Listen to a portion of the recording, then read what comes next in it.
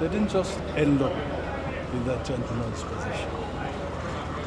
Mr. Cott, who is the Ministry of Finance official who was responsible for the destruction of the uniforms, contracted the services of the gentleman in whose possession so many of the uniforms in fact were found.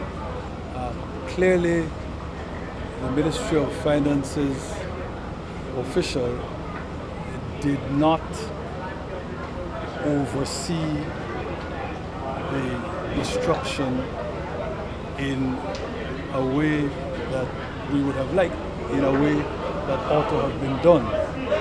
And in the end, the gentleman who was contracted to do the actual destruction, the actual burning, ended up not destroying everything and keeping an amount of the uniforms for himself.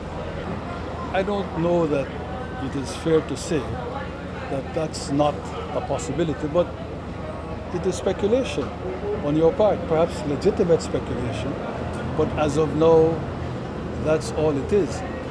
Clearly, the police in particular must investigate the entirety of this matter, and at the end of that investigation, perhaps things will become clear.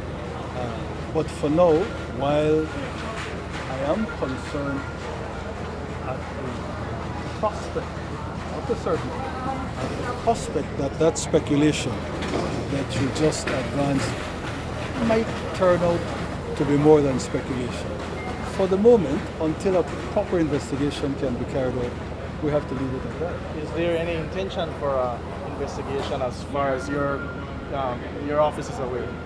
Indeed. Now, we're talking about two things. We're talking about the Ministry of Finance's responsibility for the lax oversight that resulted in the person who was contracted to destroy the uniforms not having destroyed all and having kept some. That's one aspect that we have to deal with. But from the point of view of the speculation that there was this criminal enterprise that you alluded to, I imagine the police naturally will in fact look into this. I don't know, and it would be unfair for me to try to guess. I don't know how that will proceed because I'm not certain what else there is apart from these text messages that the media has gotten hold of. But if there is no further material and this thing, it turns out the investigation doesn't get very far, well, let the police take a step.